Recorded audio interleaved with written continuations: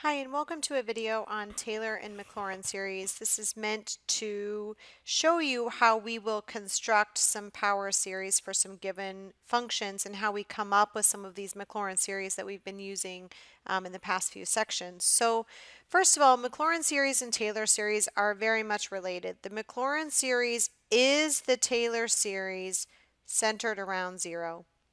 Now I'll talk about what that centered around zero means graphically here in just a minute.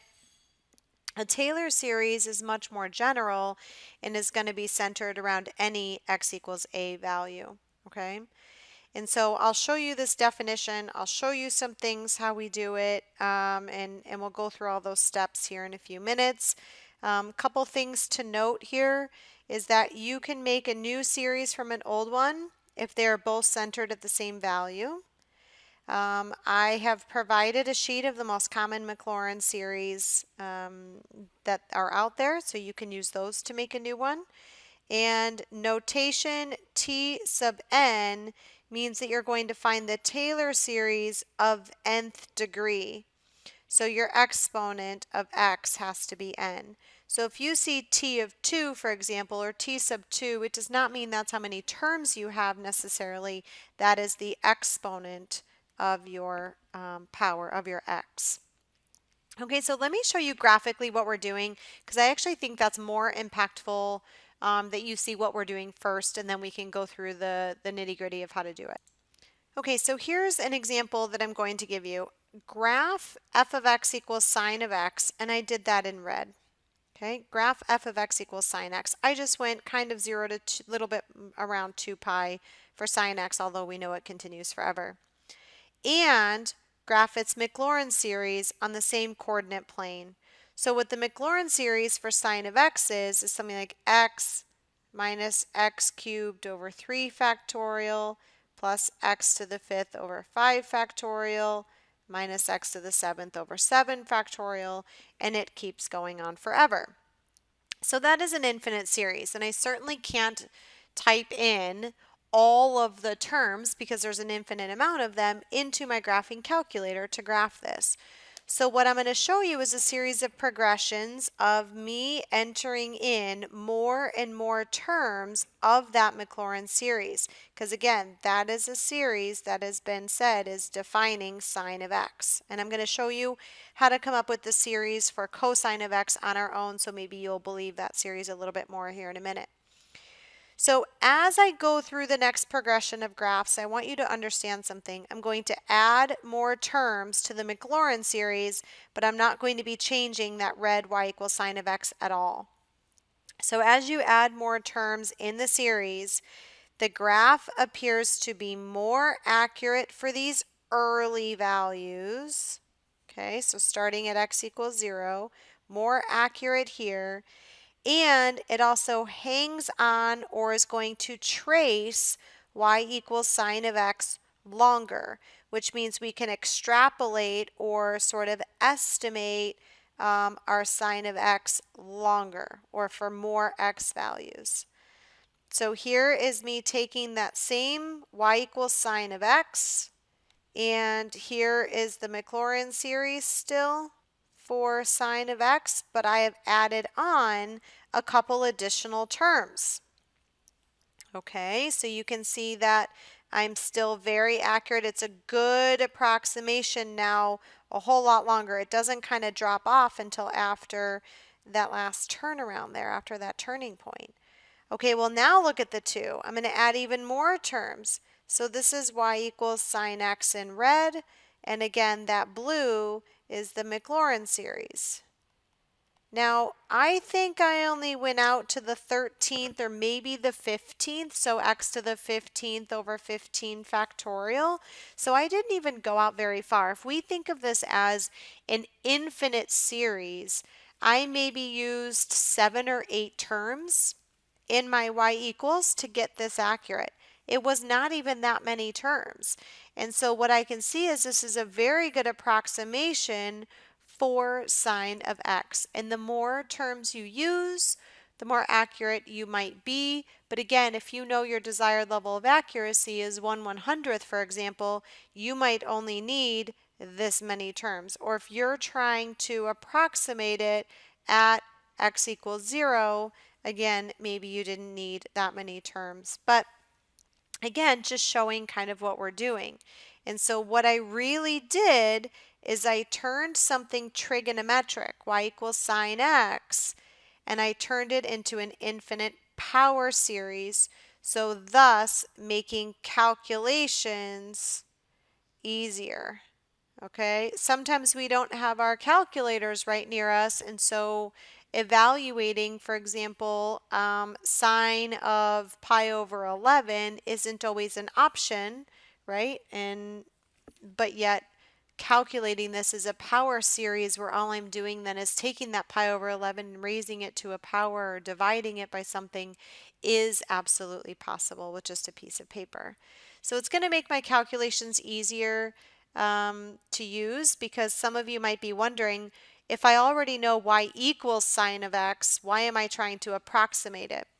The other reason we're trying to approximate it with these power series is because we can use these power series just given different data sets when we're not necessarily knowing what the curve actually looks like. So if we don't have a function, we can approximate something by a Taylor polynomial or by a Taylor series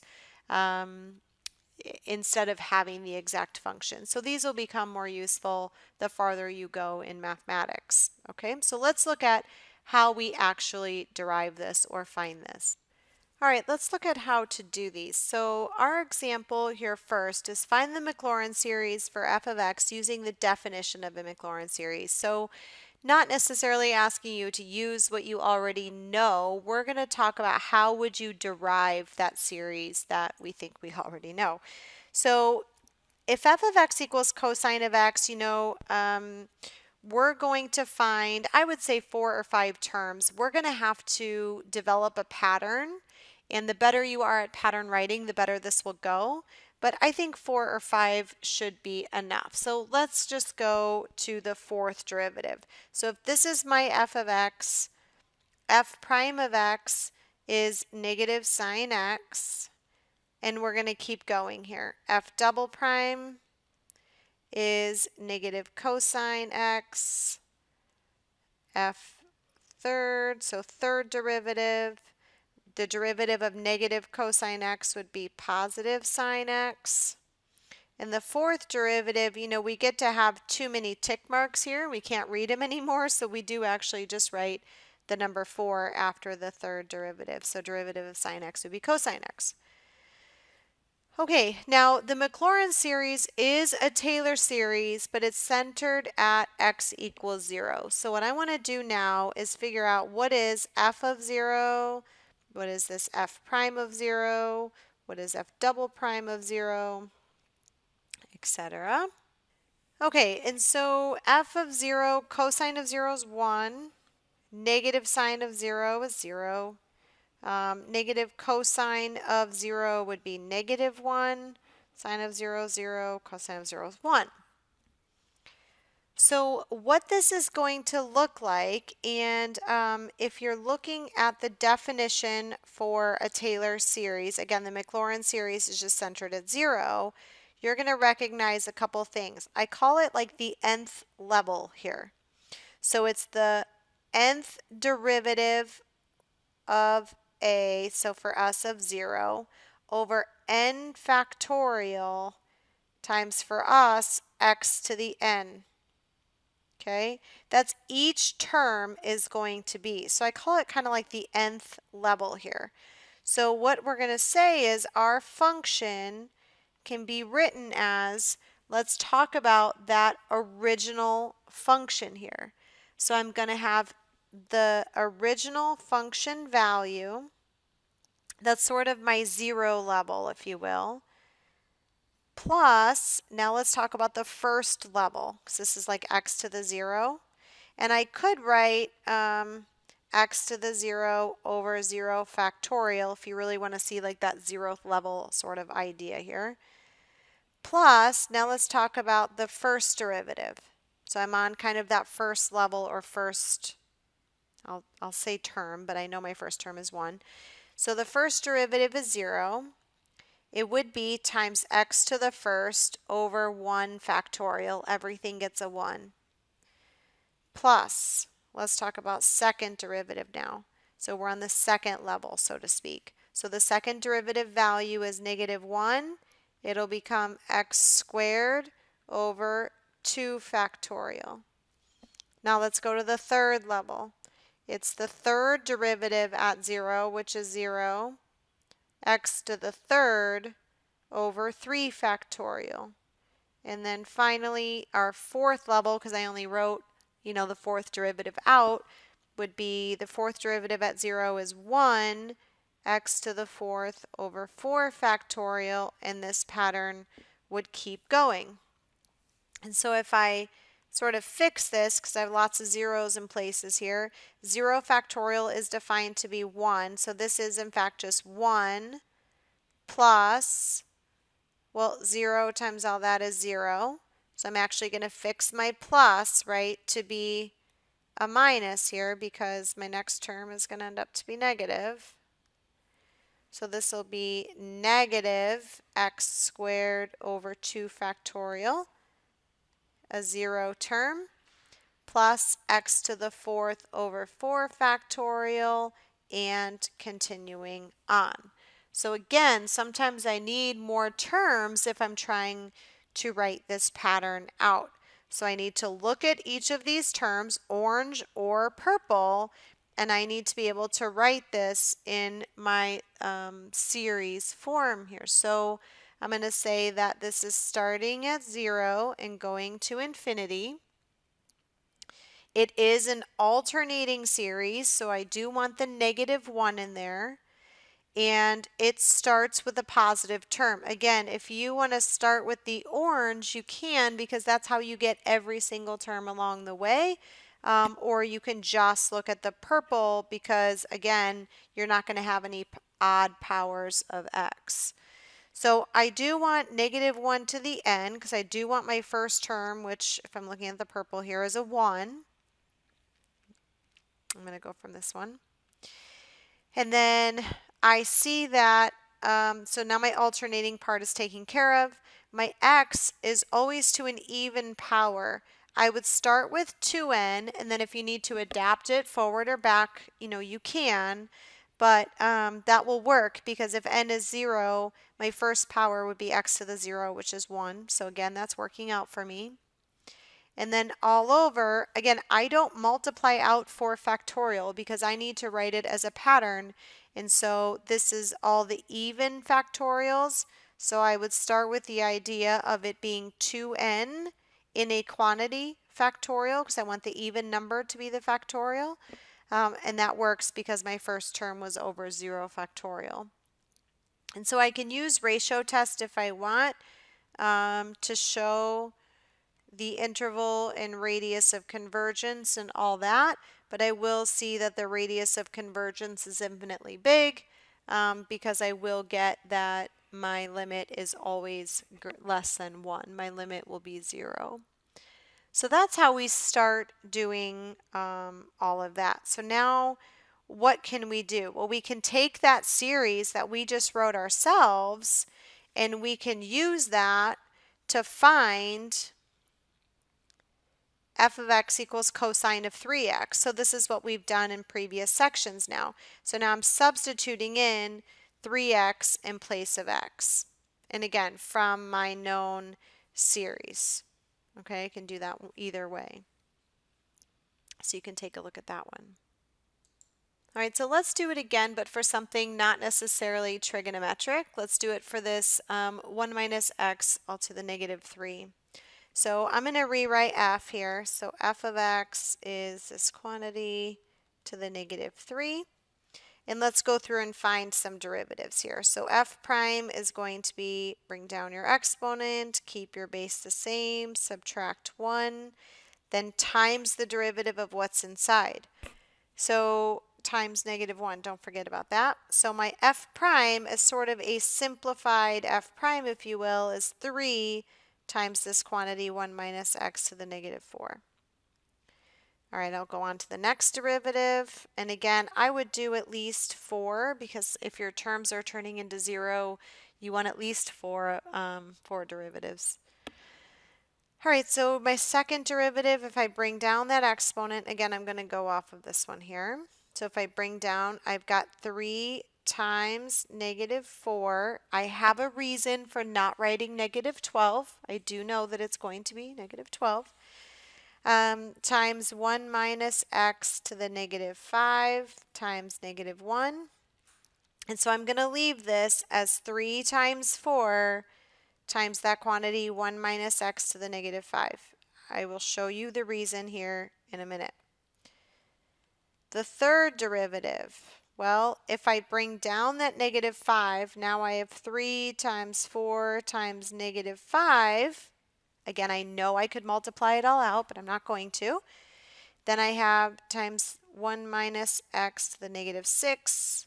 Apply chain rule, so times negative 1. And then this will be, I'm going to multiply the negatives if you haven't seen that yet. So it'll be 3 times 4 times 5 times the quantity 1 minus x to the negative 6. This is the one I'll keep. And I'll go one more here. F, fourth derivative of x. So it's 3 times 4 times 5 times, I'll bring down that negative 6. I'm sure you can see what's going to happen. That is a good thing. So this will be 3 times 4 times 5 times 6 times this quantity 1 minus x to the negative 7. Okay? So again, I'm going to keep these in very raw form. I guess you can say I fix, a negative times a negative is a positive and stuff like that. But watch what happens when I write these values out. So now I need to find, since this is Maclaurin, we're still centered at x equals 0. So all of our data points are going to be the most accurate surrounding x equals 0. Okay, so then f prime of 0, f double prime of 0, third derivative, and the fourth derivative at 0. And quite simply, 1 minus 0 is 1. So my initial function is going to be 1, because it's 1 to the negative 3 is still 1, because we're reciprocating, but 1 divided by 1 is 1. And then this next one, again, I'm putting in 0 for x. So 1 to the negative 4 is going to be 1. So this is just going to be 3. This one will be 3 times 4. 3 times 4 times 5. This will be 3 times 4 times 5 times 6. Now, if you write it out this way, I would encourage you to see, do you have any guesses for what the fifth derivative at 0 would be? I think we know by looking at this pattern that it would be 3 times 4 times 5 times 6 times 7, right? So if you can tell me what the next derivative value will be, then great. You're going to be able to write that pattern down. All right, so what is that part of the pattern? So we can identify that as we're going through. Well, this is kind of like a factorial idea. I can write a factorial one of two ways. So let's talk back, or let's circle back here about 5 factorial. The way we've written 5 factorial in the past was something like so. 5 factorials, 5 times 4 times 3 times 2 times 1. But nothing is stopping me from saying 5 factorial is 1 times 2 times 3 times 4 times 5, right? We know in the commutative property of multiplication that we can do that. Great. So now look back and tell me what these are, knowing what I just showed you. Well, if this is the fifth derivative at 0, this is n plus 2. If this is the fourth derivative, then 6 is n plus 2. Third derivative, that last value or highest value is n plus 2. So this is very close to n plus 2 factorial. But see, n plus 2 factorial would be n plus 2 times n plus 1 times n all the way down times 3 times 2 times 1. Well, this is missing something. This is missing times 2. I don't have to write times 1, but all of these are missing that factor of 2. So you can divide by 2 and then it's not there anymore. So that's my pattern for those derivative values, which I will need as we go through. If I saw these as numbers without the 3 times 4 times 5 times 6 idea, I see a 1, I see a 3, I see a 12, I see a 60, and I see a 360. And I don't know from that you could necessarily tell me what the next derivative value would be at 0. You might be guessing. And then you're trying to create a pattern. How do you get to the next term's value from something that you don't even see the pattern in yourself? So I definitely think keeping these numbers as raw as you can, right, along the way will really help you see what that pattern will become. Okay, so now I'm going to write out what this Maclaurin series should be. So let's talk about that 0th level, right, or the initial level here. So my initial function will be my function's value, period, times x to the 0 over 0 factorial. I don't have to write x to the 0. Plus, I always start with plus, and if I need to make these negative, I can. Here's my first level. So the first derivative value is 3 times x to the first over 1 factorial, which is 1. Plus my second level here. So this is 1, here's 2. So everything is 2. My second derivative value is 3 times 4, x to the second over 2 factorial. Plus, here's my third level, or everything is 3. So my third derivative value is 3 times 4 times 5, x to the third over 3 factorial. And I'm only going to do the 4 here because truly we were kind of guessing at that fifth derivative value. So the fourth level here is going to be 3 times 4 times 5 times 6, which is that fourth derivative value at my 0. X to the fourth over 4 factorial plus dot dot dot forever. And now I'm expected to come up with some type of pattern, if you will. Now, one thing I might suggest is that oftentimes it is really hard to get that first term to fit in with my pattern. And so one option for that is just to say, you know what, I'm going to add 1 to the rest of my infinite series. Or if you don't think the first 2 terms are going to fit in well with everything else, sure, add the first 2 terms, because again, that's a finite sum. It's the rest of it that we're really concerned with. So I'm going to put this 1 plus in front of it, which means I'm not going to necessarily start at n equals 0 like I might think, because that was that sort of 0th level, if you will. I'm going to try starting from 1 to infinity. And if I think that this is n plus 2 factorial over 2 is going to get me, not the last part I just circled, but that 3 times 4, or that 3 times 4 times 5, or that 3 times 4 times 5 times 6, I can check that. So if this is n equals 0, n equals 1, n equals 2, n equals 3, and n equals 4, and I put that into my formula, let's just check our fourth term here just to see, do I get 3 times 4 times 5 times 6? Well, if n is 4, 4 plus 2 would be 6 factorial over 2. And if you write out 6 factorial, 6 times 5 times 4 times 3 times 2 times 1, and you divide it by 2, you do get 6 times 5 times 4 times 3.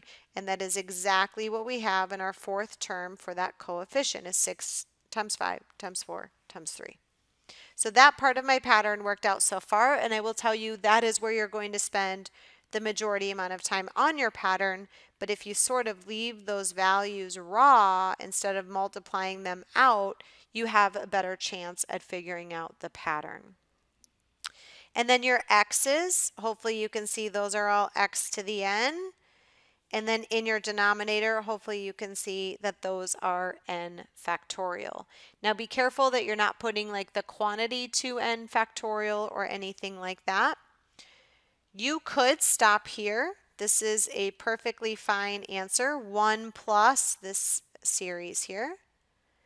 Or you could see that there is some actual algebraic reducing that you can do because n plus 2 factorial is n plus 2 times n plus 1 times n factorial.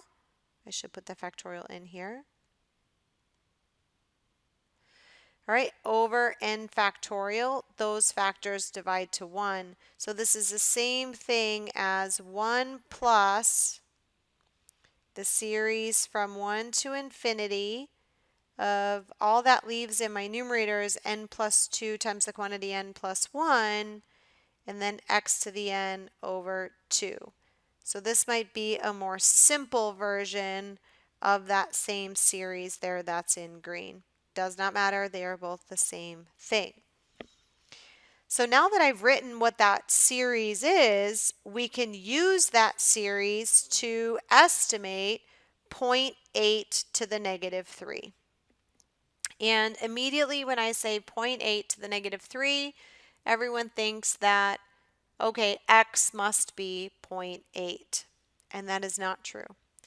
This is coming from the series 1 minus x to the negative 3. So 1 minus what is going to get you 0.8? Well, 1 minus 0.2 or 1 minus 2/10, right? So this.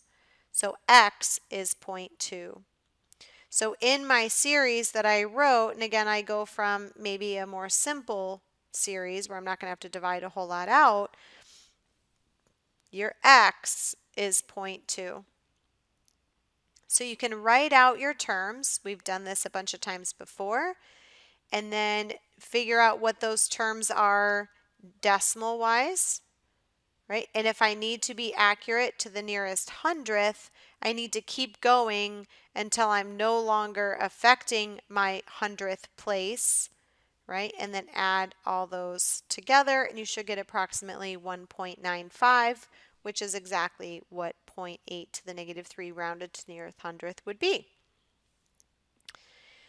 So I did the same series here, but it is now a Taylor series, or at least I've started it, and it is centered at a equals 2. So we can take a look at the difference between this Maclaurin series where it was centered at a equals 0 to now where it's centered at a equals 2. So now at the value of x equals 2, I'm going to be the most accurate immediately. Okay, and then anything decently close to x equals 2, I will be very, very close. Okay. All right, so I did the same thing I did before because this first part of this does not change, right? None of that changes. So my pattern for all of this is still the same pattern that we saw before. So I'm going to leave that from the one that we just did because that was n plus 2 over n or times n plus 1, and then we had well, actually I'm not going to write this out because that might confuse you from before. So we had that this was really the pattern of n plus 2 factorial over 2, if you remember that part of it. All right, so let's look and see if I write this out as a function. And now again, we're centered around a equals 2. That is the only difference. And so when I found my derivative values and all of my function values, notice that I found all of those at x equals 2 and not x equals 0. All right, so f of x is going to be my 0 level, which is just my original value at x equals 2. And then plus, here's my first level, so to speak. So my first derivative value at 2 is 3, and it's not just x minus 1 or x minus 0 to the first anymore, or x to the first. It's now x minus 2 to the first because you're shifting this over to the right. And then my next term would be this negative 3 times 4, right? So I do have an alternating thing going on here. So negative 3 times 4. This is x minus 2 quantity squared now, all over 2 factorial. Then I have positive 3 times 4 times 5. And then this is my third, so it'll be x minus 2 quantity cubed over 3 factorial. And then the last one that I found was that fourth derivative, so negative 3, 4, 5, 6 times the quantity x minus 2 to the fourth over 4 factorial plus dot, dot, dot. So I do have an alternating series here, and I can put that in my my pattern up here where I was finding all those values, or you can find it when you're writing your summation notation from here. So this power series, again, I think it's easier to just say, you know what, let's just start with negative 1 plus, and then if it fits into my series when I'm done, great. If not, then I'll just keep it separate from the rest of it. So I'm going to start automatically at 1 and go to infinity. And I'll move that over so it looks like I'm not doing something crazy here. So equals negative 1 plus, and I'm going from 1 to infinity. All right, so we thought our pattern in the 3 times 4 times 5 times 6, again, kind of same as before, right? When I have n plus 2 factorial over 2. But then when I'm also dividing by n factorial, we said that part of it was going to leave just n plus 2 is a quantity and n plus 1 is a quantity over 2 so far, because the n factorial pieces would divide to 1. And then it's not just x to the n anymore. Now it's x minus 2 to the n. That's the only other difference there. And then it's all over still 2. Now let's just see if that gives me the alternating piece. So let's say n is 1, and so that gives me 3 times, if n is 1, 3 times 2 over 2. So that should be just a 3, right? And here is my n is 1. And it should be times x minus 2 to the first. So that works. So now let's look at what happens when n is 2. And let's see if I get the right term there. So if n is 2, let's see, that would be 4 times 3 all over 2. So times x minus 2 squared. The x minus 2 squared I'm not worried about, but is that equivalent? So 12 divided by 2 should be 6, and this will get me 12 over 2 is 6, but this should be negative. So I need to put the alternating condition onto this series, and we want our n equals 2 to be the negative term. So I'm going to put on here a negative 1 to the n plus 1 or n minus 1, because again, I want that n equals 2 to turn out to be negative. So then that would multiply that by negative 1, and now it would be equivalent. So here's what my power series will look like for this Taylor series. Okay. So one thing we can do for this is, or with this, is we can take a function. Now, we're not going to always know a function and be approximating a function, but we might know data points, for example. But in this case, we're going to take our function and we're going to approximate it by using a Taylor polynomial of degree 2. So again, that tells me I want t sub 2 of x, and that tells me that my highest power should be a 2. And we're centered around a equals 8. So I did the same process we did before. I found, some derivative values. Again, you're going to need to write these out, not necessarily determine a pattern, so you don't have to go too far often. and then find their actual values. Again, I'm writing terms out, so I'm not having to find a pattern. All right, so here's my first sort of level, right? The original function at 8. Here's my first level, f prime of 8, so that's that 1/12, x minus 8 to the first over 1 factorial, and then my second derivative value at 8 over 2 factorial times the quantity x minus 8 squared.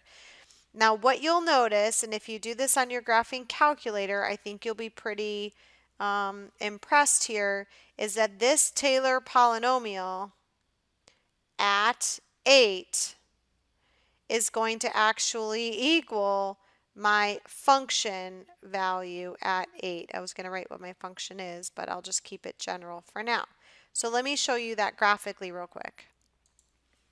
All right, so what I have done is in y1, which will be blue in this case, I have put in the actual function. And then in y2, I have typed in what our Taylor polynomial just of degree 2 is. So that was 2 plus 1/12 times the quantity x minus 8 minus 1 over 288 times the quantity x minus 8 squared. Okay? And now if I just look in a standard window, I will see the cube root function here in blue, and it's graphing that. And then I should see coming up in red here this Taylor series approximation. Now again, this is not a very good approximation way back here. I know, but look, it gets better and better. We are centered around a equals 8. So if I go second calculate a value at x equals 8, my cube root or my blue function is right here at y equals 2. And if I arrow up to evaluate my red function at 8, it is also 2. And so I'm going to have a best estimate or guess. I'm interpolating at that point some data at or surrounding x equals 8. And then everything right around that value is going to also have a really good approximation. And then the farther you get away from that centered value of, in this case, x equals 8, kind of the worse off you are, and you're extrapolating maybe too far, and maybe that curve doesn't, isn't a good approximation or estimate anymore. But that's what you're doing when you're looking at these Taylor polynomials and these approximations. So how else can we use them? Well, like I said before, we don't always have calculators right at our side, or we need to find a way to integrate easily or differentiate easily, and I think doing that from a power series is much easier. So let's at least right now just look at how can we approximate sine of 12 degrees correct to 6 decimal places. So again, this is talking about that error that's involved. Well, the first thing they should know is we deal primarily in radians, so I will convert 12 degrees into radians, so that should be pi over 15. So you can multiply by pi over 180. And we know, I'm not going to make you prove it again, but we know the sine of x Maclaurin series here. So I'll start with that. I could ask you to prove it. Since we've already proven the cosine series, that was the first example that we did, you don't have to start from scratch. You could just integrate the cosine series and then take the opposite of it. All right, now I probably don't have to go this far, but I'm going to put plus dot dot dot. I don't need the summation notation because again, I'm trying to approximate to 6 decimals, so I'm going to be writing all of these out as decimals. So now I'm trying to say, what is sine of pi over 15, right? And the reason also that I used a Maclaurin series is 12 degrees is close enough to 0 where I think I'm going to get a pretty good approximation here. I didn't have to use a Taylor series and move that center around. So I'm going to say x is pi over 15. So this will be pi over 15 minus the quantity pi over 15 cubed over 3 factorial plus this pi over 15 to the 5th over 5 factorial, and keep substituting in pi over 15 for x. Okay? And then again, I don't necessarily, I'm going to have to find decimals for all these, but I don't necessarily want to type all of that in all of the time. So I don't know how familiar you are with your store feature, but one thing that you could do is literally just store pi over 15. So that's some decimal, right, that you can keep typing in. You can store that as x. The store is right above your on. Click that one time. Store that as x or any other letter that you want. And I do have to write this down. I want 6 decimal places, so I'll have to write that one down here in a second. But now all I have to do is, instead of typing in the pi over 15, I can say x to the third. And then I want to divide that by 3 factorial. You do have a factorial button on your calculator. If you hit math, I arrow to the left, or you can go over to your probability. And there is your choice 4 is your factorial. Okay. Now, if you're concerned with, is it taking the correct factorial, like is it taking the factorial of the whole answer or just of the 3, you can always put it in parentheses if that makes you feel better. And you'll see in this case that it's the same thing. Okay. So I'm going to calculate all of these decimals. You do the same, and then let's check. Okay, so I believe I've written down all these decimals correctly, so you can certainly pause and check yours. Now, if we need to be accurate to 6 decimal places, again, this is that alternating series, so to speak. So I only need to look at where am I impacting my sum to that 6 decimal place. So if I count 1, 2, 3, 4, 5, 6, that is impacting my 6th decimal place. But this one, if I count, this one is not. So I only need to add up the first 3 terms. And when I do that, sine of pi over 15, I'll say is approximately 0.2079, we'll call it 113, or if I round correctly, 207911. And if you look at this on your calculator, the actual value for it is 0.207911169, etc. So you are very, very close to being accurate. So I hope you found this video on Taylor and Maclaurin series helpful. And again, keep in mind what you're actually doing as you're looking at these Taylor and Maclaurin series. They are very, very helpful when we have trouble working with the initial functions. Thanks for watching.